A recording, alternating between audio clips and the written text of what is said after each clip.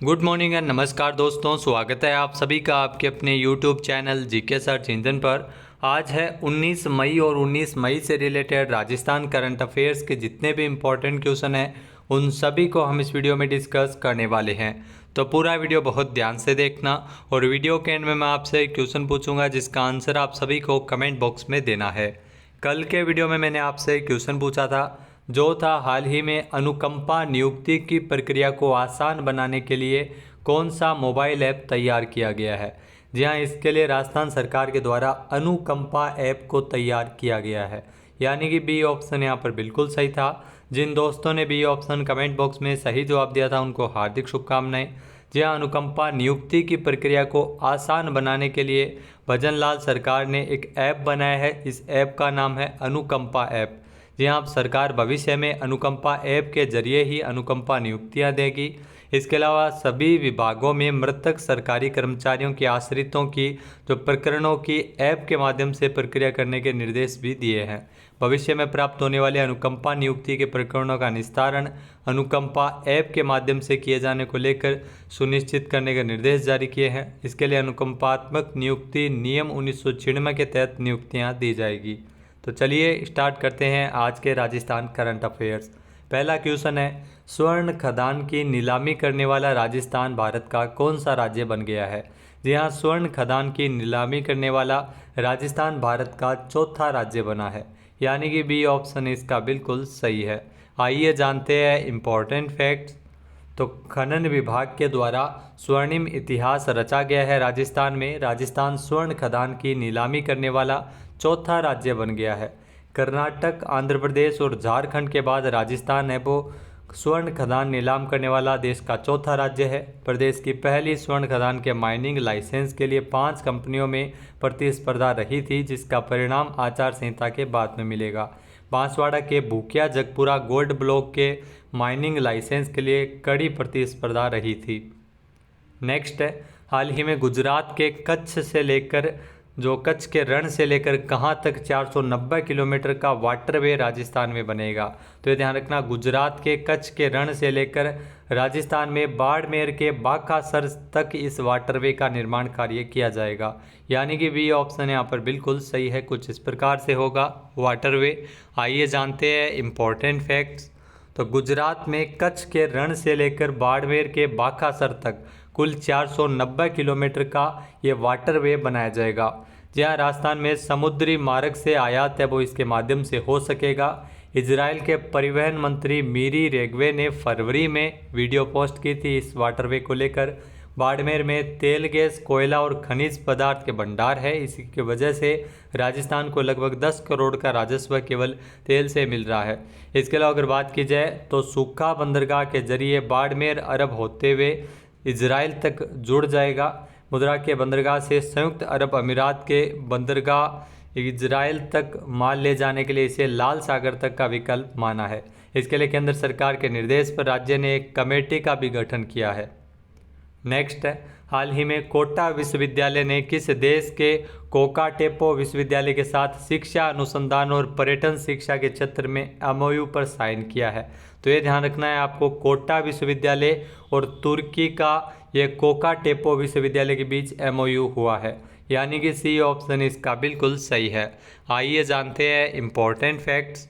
तो कोटा विश्वविद्यालय और तुर्की के कोकाटेपो विश्वविद्यालय के साथ शिक्षा, अनुसंधान और पर्यटन शिक्षा के क्षेत्र में सहयोग मिलेगा। इसके संबंध में कोटा यूनिवर्सिटी की कुलपति प्रोफेसर नीलिमा सिंह ने तुर्की में एक एमओयू साइन किया है। प्रोफेसर नीलिमा सिंह तथा कोटा विश्वविद्यालय में जो वाणिज्य एवं प्रबंधन विभाग की एसोसिएट प्रोफेसर डॉक्टर अनुकृति शर्मा तुर्की में आयोजित तृतीय अंतर्राष्ट्रीय टूरिज्म कांग्रेस में भाग लेने के लिए तुर्की गई थी। नेक्स्ट क्वेश्चन है, जल जीवन मिशन के अंतर्गत देश में नल कनेक्शन देने के मामले में राजस्थान का कौन सा स्थान है। तो जल जीवन मिशन के अंतर्गत राजस्थान है वो पूरे देश में 33वें स्थान पर है, यानी कि सी ऑप्शन इसका बिल्कुल सही है। आइए जानते हैं इम्पोर्टेंट फैक्ट्स। तो देश में जो नल कनेक्शन देने के मामले में राजस्थान 33वें नंबर पर है। मिशन में अब तक 42.56% ही नल कनेक्शन वितरित किए जा चुके हैं। देश के हर कोने को नल से जल पहुंचाने के लिए केंद्र सरकार ने राज्यों के सहयोग से अगस्त 2019 में जल जीवन मिशन की शुरुआत की थी। मिशन शुरू होने के बाद से 15 मई 2024 तक कुल 40,57,221 घरों को ही नल कनेक्शन दिए जा चुके हैं, जो 42.56% है। नेक्स्ट है, राजस्थान राज्य क्रीड़ा परिषद की ओर से 64वें केंद्रीय आवासीय प्रशिक्षण शिविर का आयोजन कहाँ किया जाएगा? तो राजस्थान राज्य क्रीड़ा परिषद की ओर से 64वें केंद्रीय आवासीय प्रशिक्षण शिविर का आयोजन सिरोही और जयपुर इन दोनों ही जगह पर होगा। सी ऑप्शन इसका बिल्कुल सही, उपरोक्त दोनों। आइए जानते हैं इम्पोर्टेंट फैक्ट्स।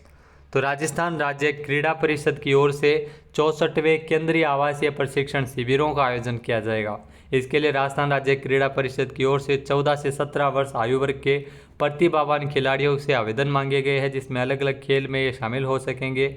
ये प्रशिक्षण शिविर आबू पर्वत सिरोही में और जयपुर में जो मई जून में आयोजित किए जाएंगे।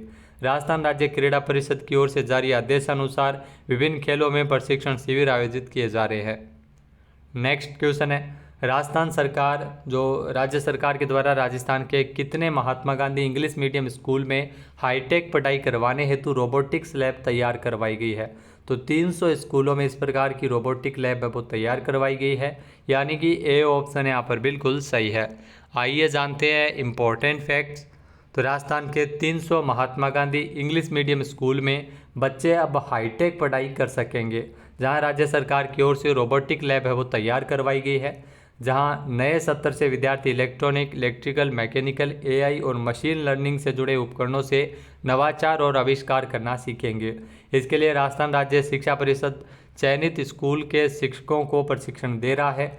रोबोटिक लैब के लिए महात्मा गांधी स्कूलों के 99 प्रकार के रोबोटिक उपकरण उपलब्ध करवाए गए हैं। नेक्स्ट क्वेश्चन है, हाल ही में किसे राजस्थान राज्य विधिक सेवा प्राधिकरण का कार्यकारी अध्यक्ष मनोनीत किया गया है? तो पंकज भंडारी ये राजस्थान राज्य विधिक सेवा प्राधिकरण के कार्यकारी अध्यक्ष मनोनीत हुए हैं, यानी कि ए ऑप्शन यहाँ पर बिल्कुल सही है। आइए जानते हैं इम्पोर्टेंट फैक्ट्स। तो राज्य सरकार ने अधिसूचना जारी करते हुए राजस्थान उच्च न्यायालय जोधपुर के न्यायाधीश पंकज भंडारी को राजस्थान राज्य विधिक सेवा प्राधिकरण का कार्यकारी अध्यक्ष मनोनीत किया है। अधिसूचना के तहत पंकज भंडारी कार्यभार संभालने की स्थिति से सेवानिवृत्ति तक पदभार संभालेंगे। राजस्थान राज्य विधिक सेवा प्राधिकरण का कार्यकारी अध्यक्ष पहले मनिंद्र मोहन श्रीवास्तव थे, वर्तमान में वे राजस्थान हाईकोर्ट के मुख्य न्यायाधीश हैं। नेक्स्ट है, सीमा सुरक्षा बल बीएसएफ की महिला जवानों के लिए विशेष रूप से राजस्थान में पहली सीमा चौकी कहाँ स्थापित की गई है? तो जैसलमेर के शाहगढ़ में इसकी स्थापना की गई है, यानी कि ए ऑप्शन यहाँ पर बिल्कुल सही है दोस्तों। जैसलमेर के शाहगढ़ क्षेत्र में ये पहली सीमा चौकी है जो महिला जवानों के लिए है। आइए जानते हैं इम्पोर्टेंट फैक्ट्स। तो शाहगढ़ जैसलमेर में बीएसएफ महिला जवानों के लिए देश की पहली सीमा चौकी स्थापित की गई है। दुनिया का सबसे बड़ा अर्धसैनिक बल देश की सीमाओं पर महिलाओं को अधिक जिम्मेदारी सौंप रहा है। सीमा सुरक्षा बल यानी बीएसएफ की महिला जवानों के लिए विशेष रूप से पहली महिला जो सीमा चौकी है वो जैसलमेर के शाहगढ़ बुलगे क्षेत्र में स्थापित हुई है। महिला जवानों की बढ़ती संख्या को देखते हुए महिलाओं के लिए अलग से चौकी बनाने की योजना बनाई गई है और प्रायोगिक तौर पर जैसलमेर सेक्टर साउथ के शाहगढ़ बुलज नलका में एक सीमा चौकी बनाई गई है, जिसमें केवल महिला जवानों को तैनात किया गया है। नेक्स्ट है, हाल ही में अंतर्राष्ट्रीय संग्रहालय दिवस कब मनाया गया? तो अंतर्राष्ट्रीय संग्रहालय दिवस हाल ही में 18 मई को मनाया गया है। सी ऑप्शन इस क्वेश्चन का बिल्कुल सही है। आइए जानते हैं इम्पोर्टेंट फैक्ट्स। तो अंतर्राष्ट्रीय संग्रहालय दिवस हर साल 18 मई को मनाया जाता है। अंतर्राष्ट्रीय संग्रहालय दिवस जो संग्रहालयों को संस्कृति और इतिहास के प्रमुख शिक्षकों और संरक्षकों के रूप में माना जाता है। इस साल के अंतर्राष्ट्रीय संग्रहालय दिवस की जो थीम रखी गई है वो है museum for education and research. व्यापक शैक्षणिक अनुभव प्रदान करने में उसकी भूमिका पर प्रकाश डालती है। 1977 में शुरू हुए इस आयोजन में अब तक 140 देशों के 35,000 से अधिक संग्रहालयों की भागीदारी देखी जा रही है, जो कि वैश्विक सांस्कृतिक आदान प्रदान और जागरूकता पर जोर देता है।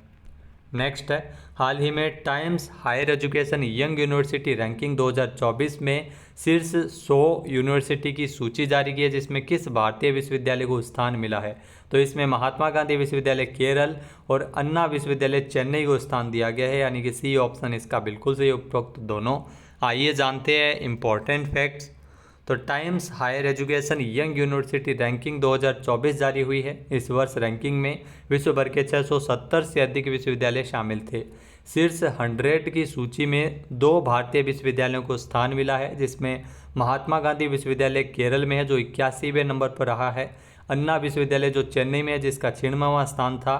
सिंगापुर की नानयांग टेक्नोलॉजी यूनिवर्सिटी है वो लगातार दूसरे वर्ष लीग तालिका में शीर्ष स्थान पर है।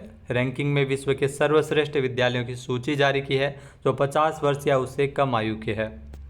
अब बात करते हैं आज के हमारे क्विज के, जिसका आंसर आप सभी को कमेंट बॉक्स में देना है। तो आज का क्विज है, राजस्थान में 1 से 31 जुलाई तक चिकित्सा एवं स्वास्थ्य विभाग सभी चिकित्सा संस्थानों में पर्यावरण संरक्षण एवं हरियाली के लिए कौन सा अभियान चलाएगा। एक बार फिर से सुनेगा, कौन सा अभियान है जो राजस्थान में 1 से लेकर 31 जुलाई तक सभी चिकित्सा एवं स्वास्थ्य विभाग के द्वारा सभी चिकित्सा संस्थानों में चलाया जाएगा।